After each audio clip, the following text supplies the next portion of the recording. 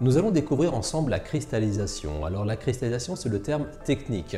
Bien entendu, il y a un terme beaucoup plus accessible, c'est tout simplement le tempérage. Alors le tempérage, à quoi ça consiste? C'est très simple. Vous allez tout simplement faire chauffer votre chocolat, vous allez le refroidir et ensuite vous allez le remonter. Cette température bien précise nous permettra d'avoir un chocolat brillant, cassant, fondant, sur lequel justement on va pouvoir faire de nombreuses réalisations que nous allons découvrir ensemble. Il est important de faire fondre le chocolat. Donc pour le faire fondre, c'est très simple. Il y a deux solutions. Soit on utilise le bain-marie traditionnellement, c'est-à-dire on prend une casserole dans laquelle on met à peu près un tiers de la hauteur avec de l'eau.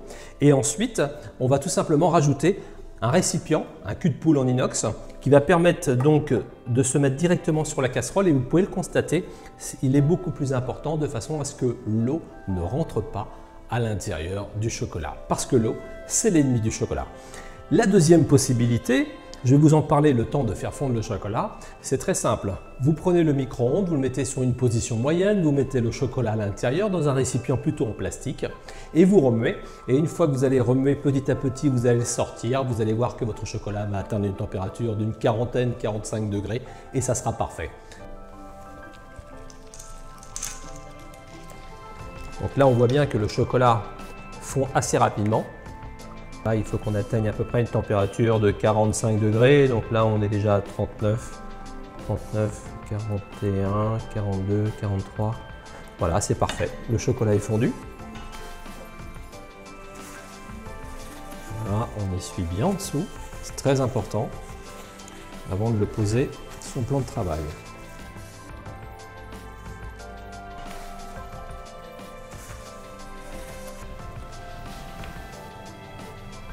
Donc là, c'est le tablage. Nous allons cristalliser le chocolat. On va voir en fait que le chocolat physiquement commence à épaissir. Il va changer de consistance donc.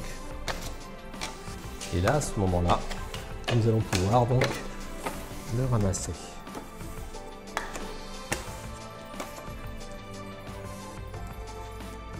Là, on vient juste de le tabler, le cristalliser. Bon, il est un petit peu froid.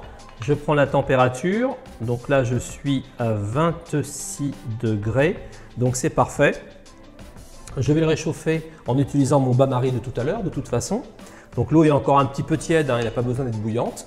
Je le remets dessus. Je remue bien. Voilà, il n'y a même pas de grumeaux, hein, vous voyez, là on est bien. Voilà, je sens que le chocolat commence à fondre légèrement.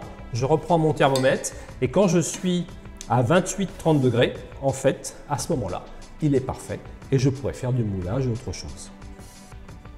Voilà, c'est très rapide. Voilà, je l'extrais. Il est à 28 degrés. On a une très bonne fluidité avec le chocolat blanc Zéphyr. Et donc, on va pouvoir faire tout ce que l'on veut avec.